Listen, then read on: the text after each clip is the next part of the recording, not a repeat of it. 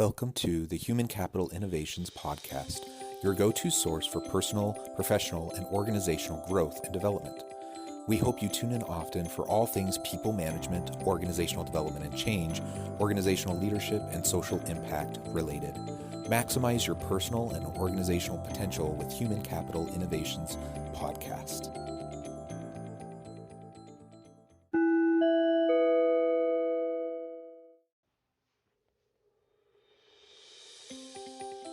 Welcome to the Human Capital Innovations Podcast.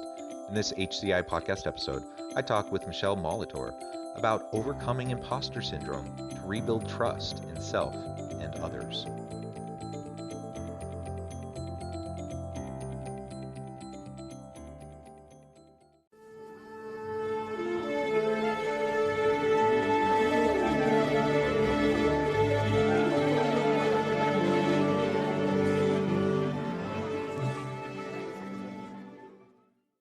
Michele Molitor, welcome back to the Human Capital Innovations Podcast. Hey, thanks for having me, Jonathan. I'm excited to be here.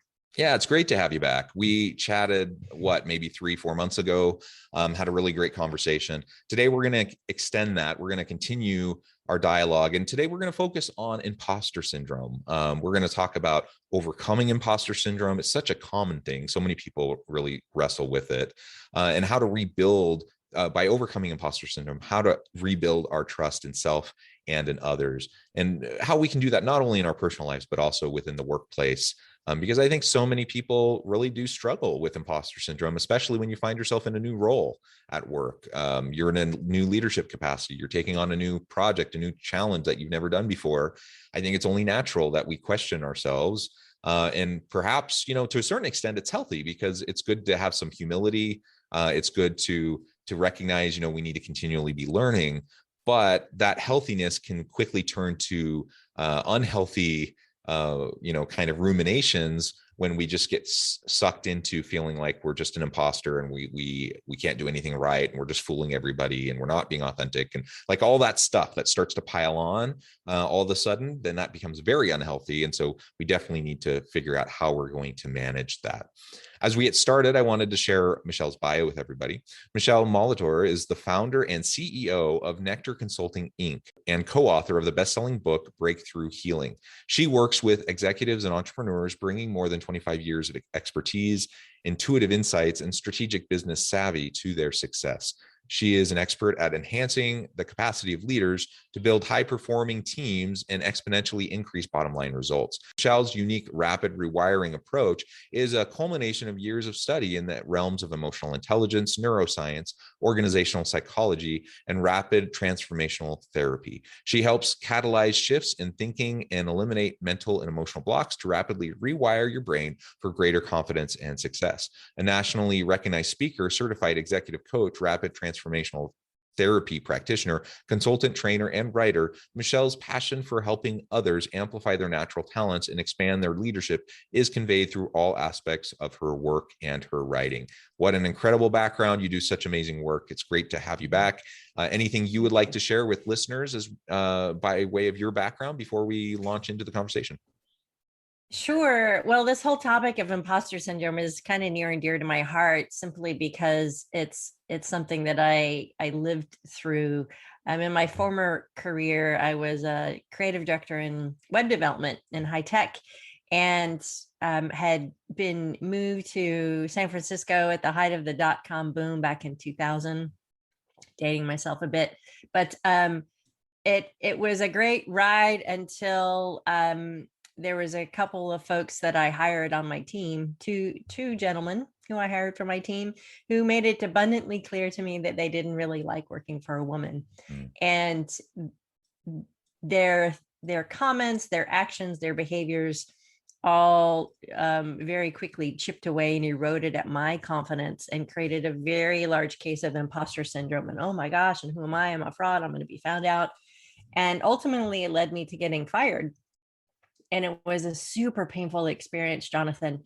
It shook me to my core, because I had spent, the first 10 years of my career trying to figure out, how do I get to the corner office and create this level of success? And I thought I had finally gotten there, only to, fall off my idea of who I saw myself to be, and I didn't know who I was anymore. And so I discovered coaching to help me figure out what to do next. And in the process of being coached, discovered my true calling to become a coach. So I changed careers, started my company Nectar Consulting in 2001, and have been doing it ever since. And I've been on this quest to find out and to understand what creates confidence. Why do some people seem to be really confident and others don't? And have really gotten deep into the neuroscience of how our brains work and how our emotions work, and how that rules us and moves us through the world.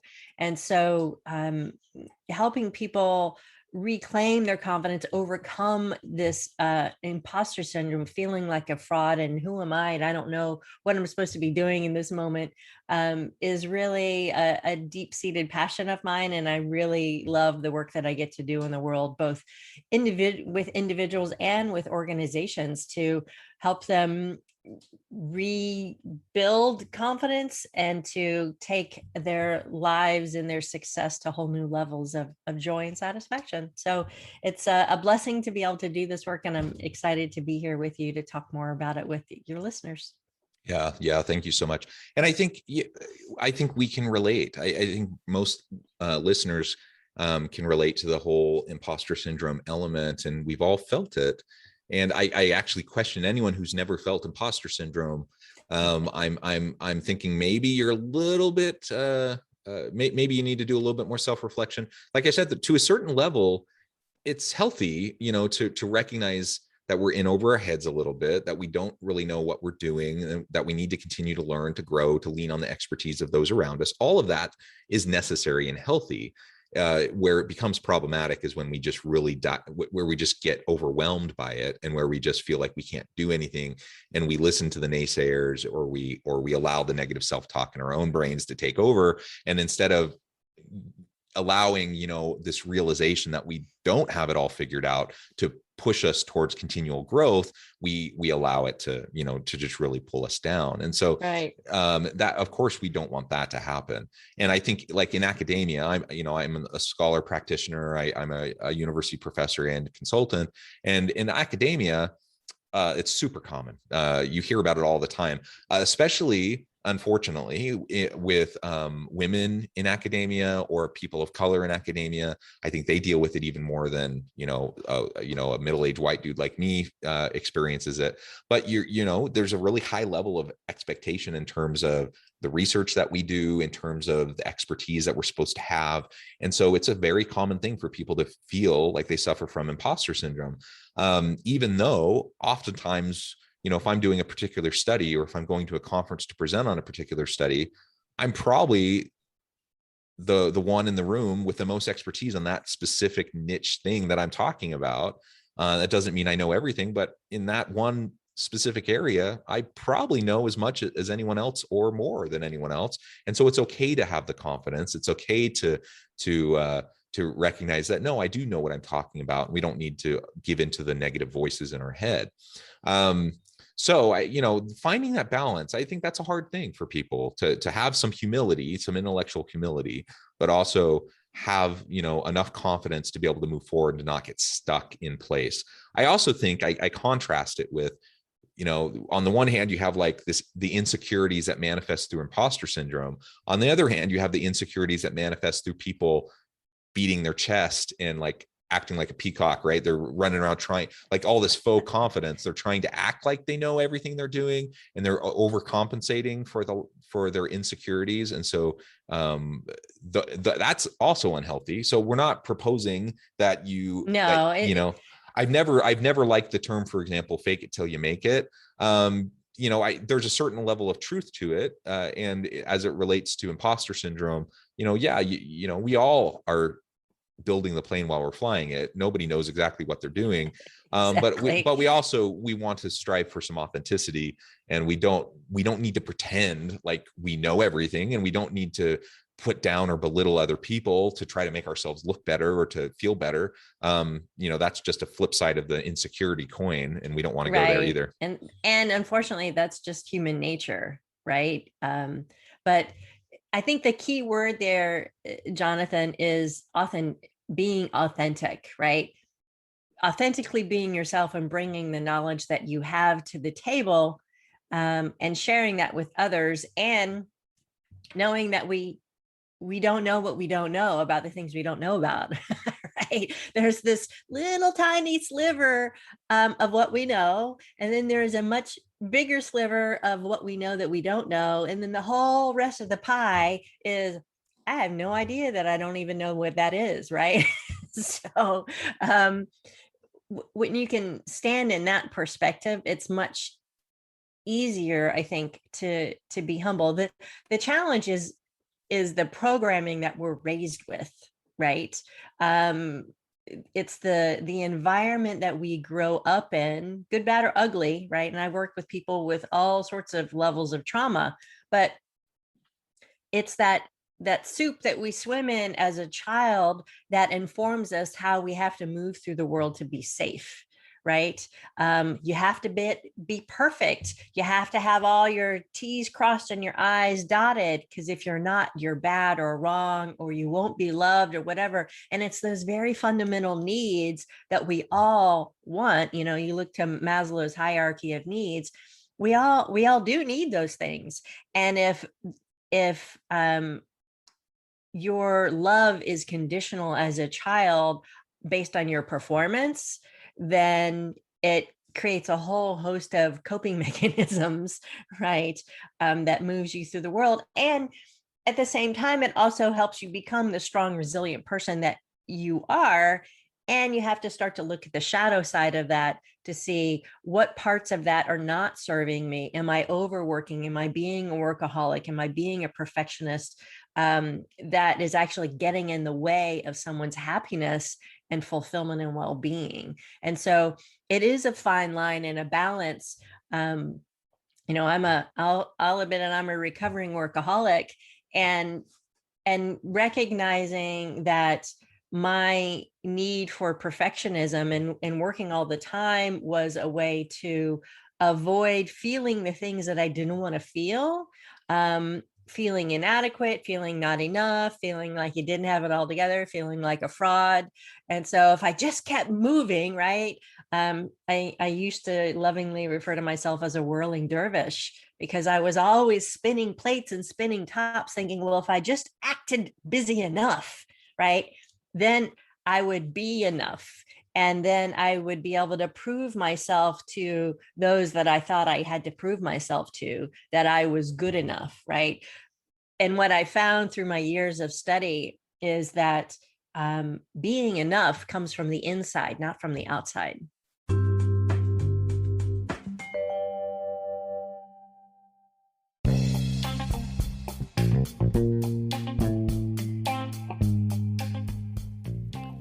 I'm excited to announce the publication of my new book from HCI Press, The Alchemy of Truly Remarkable Leadership: Ordinary, Everyday Actions That Produce Extraordinary Results.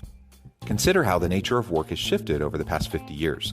With increased globalization, rapid technological advancement, and the shift in economic composition, the average job of today looks very different than the average job of 50 years ago. What will the jobs and organizations of tomorrow look like? Moreover, what does this all mean for organizational leaders? What are the core competencies and capabilities of organizations and their leadership that are prepared for continued disruption and geopolitical and socioeconomic shifts? Regardless of what the future holds, increasingly, leaders need to be socially minded, data-driven, decisive, champions of talent, and disruptors of the traditional notions of leadership, teams, organizations, and work. The Alchemy of Truly Remarkable Leadership will help you to explore your own leadership competencies and capabilities and consider ways to apply and implement them into your workplace and personal life.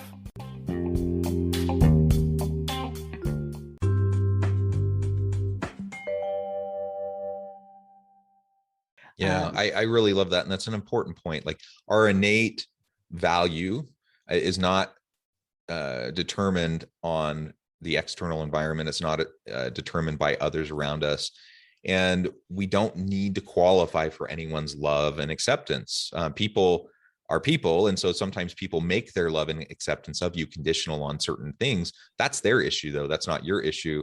And so when we can, like you said, when we can learn to kind of set those things aside, all that stuff that maybe, was part of our upbringing or how we were socialized in different organizational contexts or whatever, set that aside, recognize that we are lovable and should be loved. We're worthy of that love regardless, that we are enough, that we bring and add value, and that we can just tap into our own self-worth independent of anyone else. We don't need anyone else's validation.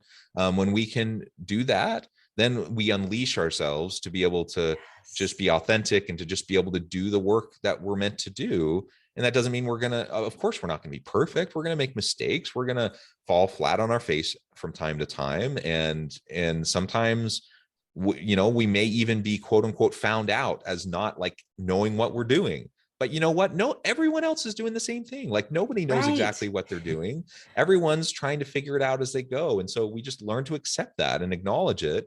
And, I talk with a lot of people about innovative organizations and creativity. If you want to unlock innovation and creativity within your organization, you have to create a psychologically safe environment where people feel free to quote unquote fail. But it's not even failure if you frame it the right way. It's just learning, it's iterating, it's learning, it's trying new things, and it's experimenting, right? It's experimentation.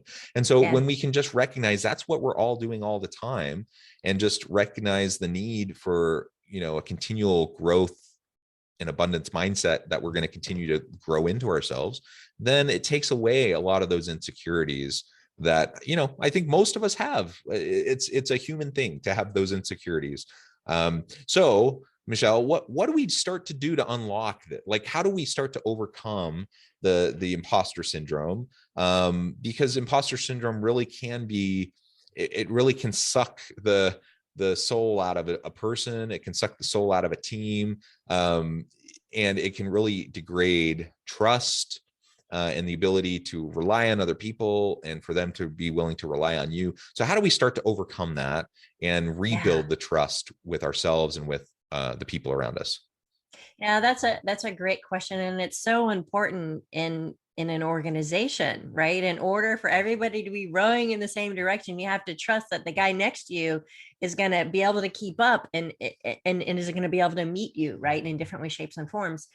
And so the very first step is taking a look within your own self and start to notice what's the conversation that you're having in your head with yourself. Is there, I'm not good enough, I'm not worthy, I'm not deserving, I don't bring value to the team?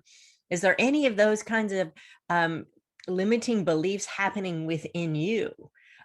Because you can't do anything to correct it if you don't think there's a problem, right? And I've worked with hundreds and hundreds of people all over the world, right? And 9 times out of 10, there is that underlying belief system in place of, to some degree or another, of I'm not enough. I don't belong. I'm different. I don't provide value. I'm not worthy. Somewhere along those theme songs, right? And so just by recognizing like, oh, well, that's an interesting conversation that I'm having with myself. Is that really true? No, it's not true. And so starting to tell yourself a new story, right? As we said earlier, the environment that we're raised in is what creates that foundational path of how we're going to show up in the world, right? And all of that gets pleasantly or unpleasantly programmed into your subconscious, right? Into your neural pathways in your brain. And so by simply starting to tell yourself repeatedly throughout the day, put notes around your house, put it on your phone, put it on your bathroom mirror, I don't care where you put it, but tell yourself, I am worthy, I am enough, I do provide value, rinse, repeat, rinse, repeat, rinse, repeat, right? Because as you do that, your brain likes repetition. So the more you tell yourself something, the more true it becomes for you, good, bad, right or wrong, healthy or unhealthy. So if you've been telling yourself, oh, I'm not enough, I'm not worthy, that's just the neural pathway, the go-to pathway in your brain. So you can change that, right? Neuroplasticity shows this, that you can rewire your brain. So telling yourself these new thoughts is the first step in getting you there to rebuild your self-trust, Yeah, and right? can I just comment on that? Because I mean, we see caricatures of this, like the old Saturday Night Live skit where the guy's looking in the mirror and he says something like, "I'm loved, I'm enough, and everyone likes me." Or do you Right. remember that? Like, so Yes, it, you're good looking. yeah, I so like you. You're smart, right? It's true though. it Talk to is, yeah. yourself in the mirror. It makes a huge So difference. we joke about it, and there's caricatures of it, but positive self-talk does make a difference. Like it actually really does. And Yeah. especially, and you probably don't, like, we think it's cheesy when we talk about positive self-talk. Nobody really question. I mean, so many people walk around kind of muttering under their breath negative self-talk, where they have stuff going on in their minds all day long. Like, and that has an impact. Nobody questions that. So why do we question that if we can just change the narrative in our mind and how we talk to ourselves, that it could have a positive impact? And sometimes it means looking in the mirror and just having like a positive, some positive affirmations of A ourselves that heart to we tell heart with ourselves. yourself in the Yeah, and that's mirror. okay. And it doesn't need to be cheesy, and it doesn't need to be a joke. Like, it's serious, and it really can work. And here's the thing why the negative self-talk is so easy and so accepted, Jonathan, is because it's what's familiar. I mean, if you think about it, as a child, how many times do we tell children, no, no, don't do that, no, don't touch that, no, no, no, no, no, no. So that negative self-talk is already programmed in at a very young age. It's what's familiar. Your brain likes what's familiar. So the unfamiliar is the place that feels a little uncomfortable and a little weird, right? So when you're talking to yourself in the mirror, like, wow, you are enough, you are beautiful, you're brilliant, you're talented, it does feel a little funny at first because you're not used to necessarily receiving that kind of positive feedback, especially from yourself, right? And so the more you do it, the better it feels, and the better it feels, the more you do it, right? Because the more you do something that feels good, that positive self-talk, it actually creates little bursts of dopamine in your brain, right? Your happy chemicals. And so it becomes a new neural pathway of, oh, this is a place to go to instead of the old pathway. And eventually you can literally overwrite the tape completely, and then it Yeah. just disappears itself, right? It's Yeah. amazing. Well, and I used to feel weird about this, but I can't remember if we mentioned this on the podcast last time I was talking with you, but I think listeners who listen frequently, that I have dogs. I walk my dogs. I love walking my dogs around the park. And I find myself when I'm walking my dogs, either talking to them as we walk or talking to myself as we walk. And I'm talking out loud. And I used to feel goofy about that. Like, that's so dumb, and people are going to see me, and what are they going to think? And over time, I just kind of let go of that. I'm like, who cares? And so I just, talk to myself and about all sorts of things. And maybe that is weird. Maybe I've got a screw loose in my head. But honestly, I don't feel like, now that I've kind of let go of that, like, external expectation of people might think I'm weird, I find it to just be a really healthy thing. Like, I go out and I can just do self-reflecting as I'm walking around. I can kind of mentally steel myself up for like an upcoming meeting that I'm nervous about, like just those positive self-talk types of things, or just kind of working through a scenario out loud to myself with my dogs. And maybe it's the emotional support element of having dogs there with you. I don't know, but I found it to be quite helpful for me. And it's just a simple exercise of just being able to have that conversation. And over time, I've learned that, yeah, I'm not perfect. Yeah, I make mistakes. Yeah, I don't always know what I'm doing. But you know what? Things really aren't that bad, even when I don't know what I'm doing. And I can get through this, and I can learn from the experiences that I have. Absolutely. One of my very first coach trainers way back when, his I have such great high regard for him, and the name of his company is It's All Made Up, because it is. If you think about it, everything's all made up. We assign labels to things. This is a lamp, this is a computer, this is a microphone, right? But before the microphone was invented, it didn't have a name, right? And we created this thing and we called it a microphone, right? And so if you can start to think about the assessments, the assignments that you're giving to things, the judgments that you're putting on things, right or wrong, good or bad, true or false, right? Then you get to question it. Is that true? Is it really, really true? Because if it's not, then you can let it go, right? Yeah. It's all of those judgments and assessments and labels that have been put on things for so long that it's just part of society. We just accept it as true. But you get to choose for yourself. If you want to call it something different, Yep. if you want to call yourself something different, then that's the thing to do, right? Yeah, exactly. The social construction of reality, it's a fun field to really look into and to learn from. Well, Michele, it has just been a real pleasure. I really love chatting with you. The time has flown by. I recognize we're just about out of time for today. But before we close, I wanted to give you a chance about your work and then give us the final word on the topic for today. Yeah, sure. You can always find me at nectarconsulting.com, right? We talk more about the team development and the employee well-being programs we have there, or come visit me over at michelemolitor.com, MICHELEMOLITOR.com, where I talk more about the one-on-one work that I do with folks. And there you can download my latest free ebook on imposter syndrome. Do you have imposter syndrome? 6 triggers that are crushing your confidence. So I'm happy to have a complimentary discovery call with folks if they're curious to know more, and happy to be of service if I can. Wonderful, wonderful. Well, thank you so much, Michele. It's been a pleasure. I encourage listeners to reach out, to get connected, to find out more about what Michele can do for you. And as always, I hope everyone can stay healthy and safe.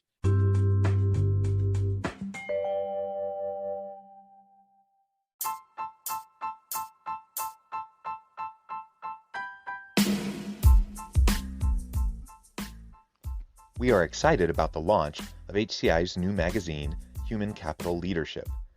Human Capital Leadership is a free, interactive e-magazine designed to help individuals, leaders, and organizations find innovative approaches to maximize their human capital potential.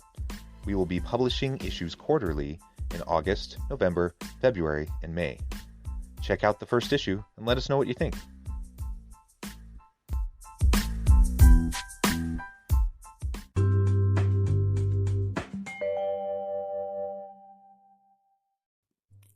Thanks again for joining us for this episode of the Human Capital Innovations Podcast. I hope you stay healthy and safe and that you have a great week.